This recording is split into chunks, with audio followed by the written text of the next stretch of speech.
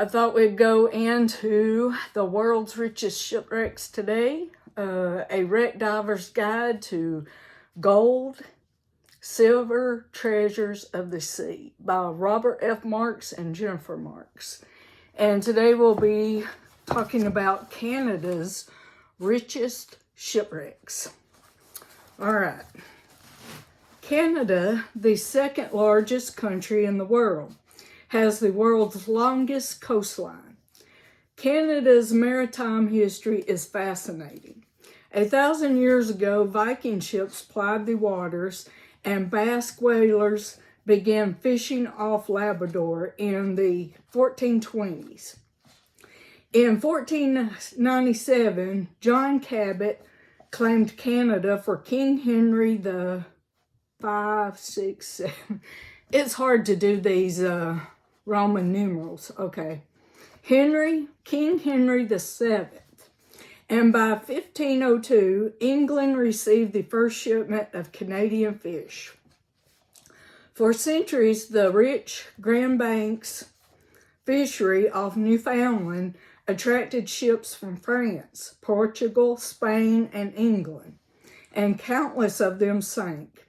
However, very few ships with treasure were lost in Canadian waters because almost all the ships plying these waters were merchantmen, warships, immigrant ships, and fishing vessels. There are records of over 1,000 ship losses off Canada during the age of sail, but only the 6 below meet the criteria for inclusion in this book. Harsh weather, rough seas, and ice-cold water throughout most of the year make Canada one of the most challenging areas in the Western Hemisphere for shipwreck exploration and salvage. In fact, most Canadian divers interested in finding shipwrecks head for Bermuda, the Bahamas, and the Caribbean. However, there have been some very interesting shipwreck finds in Canadian waters. Canada's major treasure salvage operation took place during the summers of 1965 and 1966, when 3 amateur divers located the 18th century French warship Le Champeau. I hope I'm saying this right. I doubt I am. I got them spaced out again so I could at least maybe pronounce them.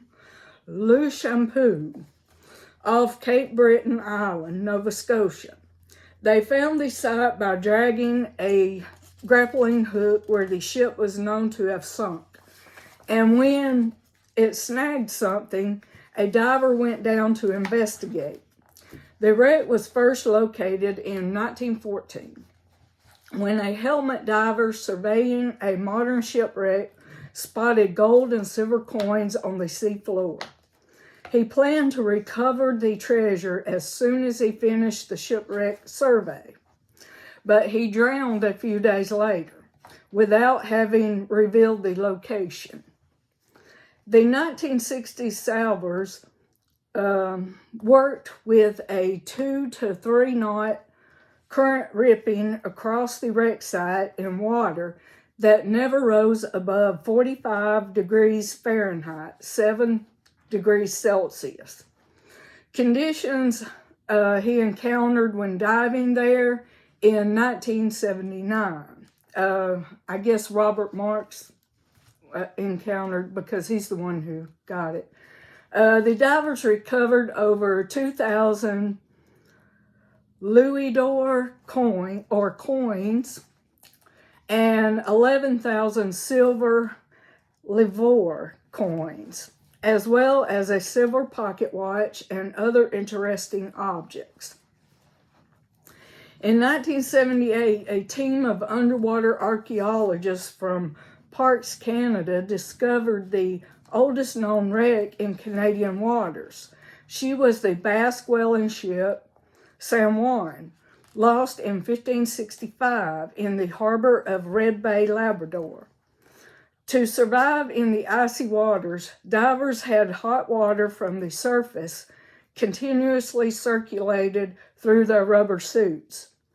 Though frigid, the waters were crystal clear, which greatly facilitated the collection of archaeological data. It was a particularly significant find because it furnished scholars with tens of thousands of fascinating 16th century artifacts, many of them rare, including a bronze navigator's astrolabe, the ship's compass, intact wooden barrels for storing whale oil, and even the ship's whaleboat, the only one of its kind in existence. After 7 summers of intense work, the archaeologists discovered 2 other Basque whaling ships of the same vintage, also in excellent state of preservation due to the cold water. Lack of funds has prevented further excavation.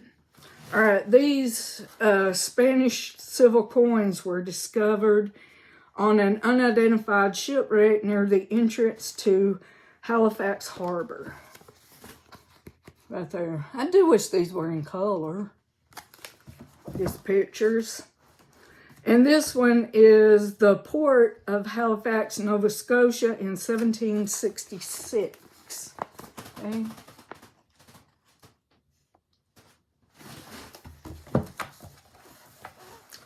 Okay, 1725, French frigate of war Le Chameau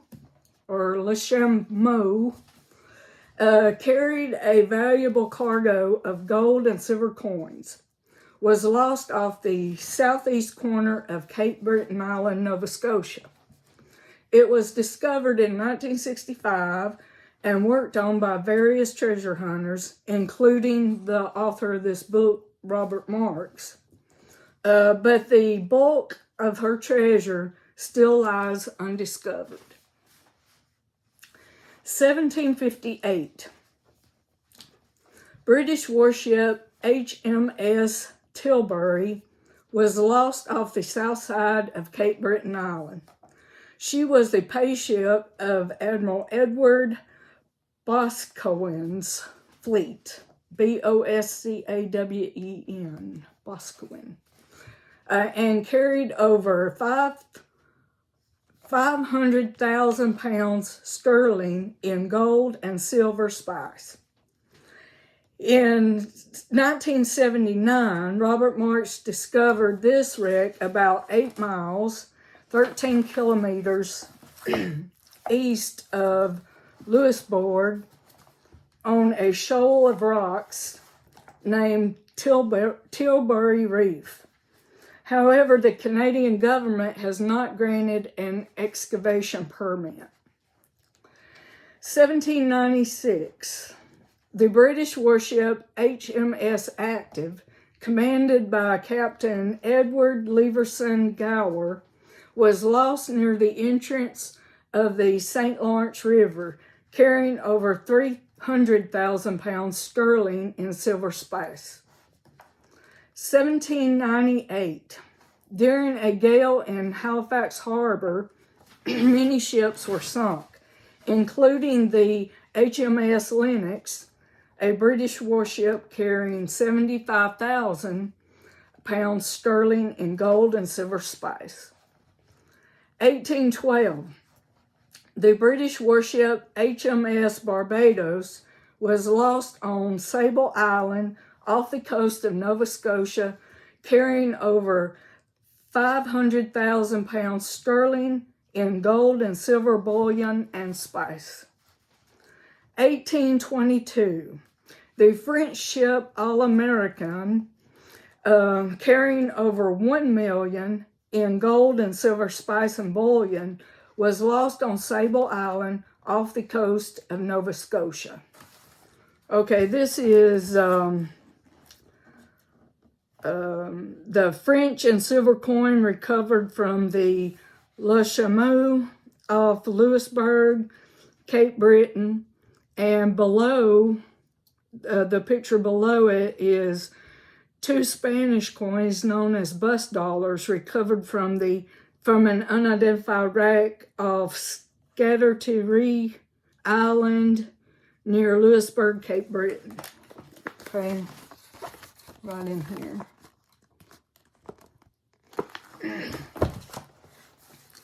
And this is over 30,000 of these British copper pennies, all dated 1801, were recovered off a merchantman off Scattery Island near Louisburg. And the picture down below it is Robert Marx's major salvage vessel, Rio Grande, a 110-foot long all aluminum vessel with twin blasters. Okay, those are British pennies, and that's Robert Marx's boat. At least his boat's in color. Okay, and that's Richard Marx, I reckon. All right. And that was it for today. The next chapter, chapter 3, will be Florida's Richest Shipwrecks. So, I hope you enjoyed and stay tuned for the next chapter. All right, bye.